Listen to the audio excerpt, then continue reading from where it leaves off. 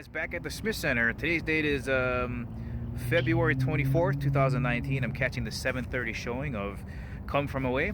Don't know what the play is about. All I got to go on is this ticket with a globe on it. Let's get inside and have a look at the program.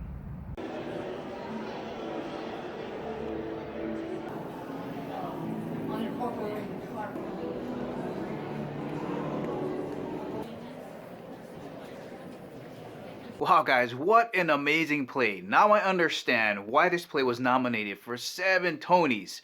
Now, unfortunately, from Come From Away, it came out the same year as Dear Evan Hansen, and that play took all the awards. The funny thing is, I saw Dear Evan Hansen right before this play, and as I was listening to the music, it made me think, wow, man, this play could compete with Dear Evan Hansen. So here's what the play is all about.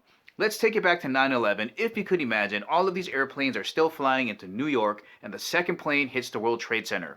Now air traffic control's got to turn all these airplanes around and find somewhere safe to land, keeping in mind all the passengers on the plane still don't know what's going on. So what this play focuses in on is 38 airplanes carrying roughly about 7,000 people that get redirected to Newfoundland. The problem is, throughout the entire play, I'm trying to figure out where is Newfoundland located. So you might be thinking, hey, what's the big deal? During intermission, just go outside and Google, where is Newfoundland? The problem is, there is no intermission in this play. It's literally like an hour or 40 minutes of just continuous play. The actors are always on stage. You got to hold on to your bootstraps and just kind of keep track of what's going on. I think the actors might be off stage for not more than 5 seconds, and they're just changing characters. They're taking off hats, hiding behind them, changing jackets. They're playing passengers on the airplane, locals from Gander. That's where this play takes place, and it is mesmerizing. And the reason it was driving me bonkers is, throughout the entire play, I was wondering, where is it on this planet that you can have Scottish music with Canadian accents? So naturally, after the play was done, I ran outside and I Googled, where is Newfoundland?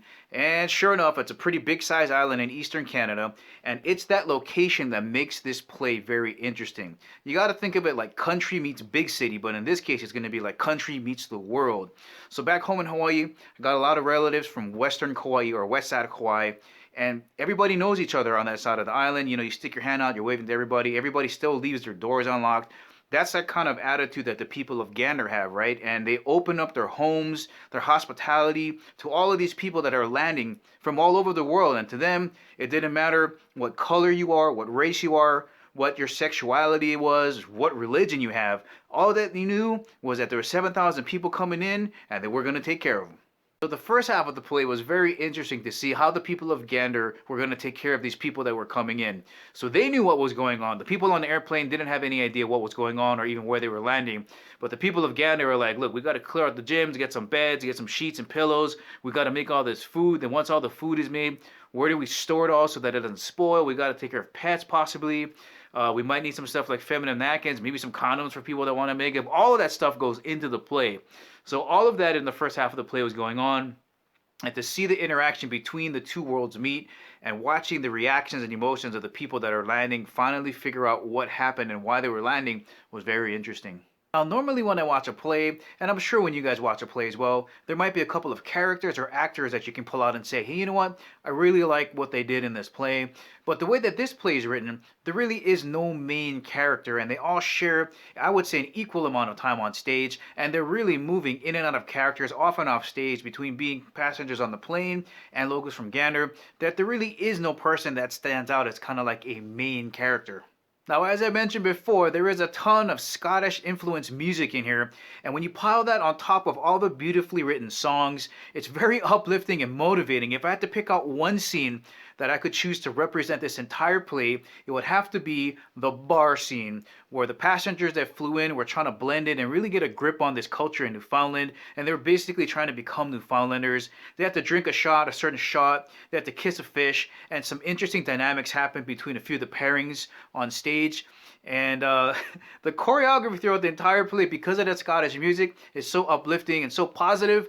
I'd have to say it's one of the most uplifting plays I've ever seen because of the choreography and the music. Now, the props and the stage and the lighting were all pretty average in here. We're not talking about like an epic play or a set here. They had a bar on stage where the band was kind of hiding in between. A lot of tables and chairs, which I'll get to in just a second. The backdrop was like the slatted walls, and they had a couple of exits there. And there was a rotating stage, so it wasn't anything too intricate. Getting back to the chairs, I will say if I had to assign one major MVP out of all the great acting, transitions, the choreography, and the music, I'd have to give it to the chairs. And here's why it's all about the chairs. So a couple of years ago, I did a play that required us to get some props and put them pretty precisely on stage.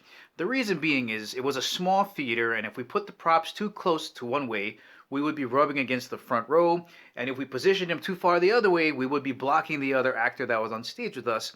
So we used these simple spike marks. It's basically just pieces of tape on the ground that would glow so we could see where to put them. And that was for, I would say, 2 to 3 props on stage. Now these chairs, there was either between 16 or 20, I can't remember, but they went back and forth between being rows of seats on the airplane to being seats in the bar to being stuff in the library or gym. It was a lookout where the kids were just kind of walking across it and the chairs were consistently being moved across it. And with the rotating stage and how fast-paced this play is, I couldn't imagine the amount of spike marks on the ground to make sure the first chair got placed properly. Because if that first chair was placed off center, then it kind of ruins everything else. And the frequency and speed in which they use these chairs, I gotta give that MVP to the chairs. So guys, if you're looking to have a really great time at a play with great music, great choreography, and a great story, if you get a chance, go see Come From Away. Guys, that's the ending of this review. Hope you enjoyed it. If you liked it, please give me the thumbs up. If you haven't subscribed to Kimo365, please do. And remember, I'll catch you guys later.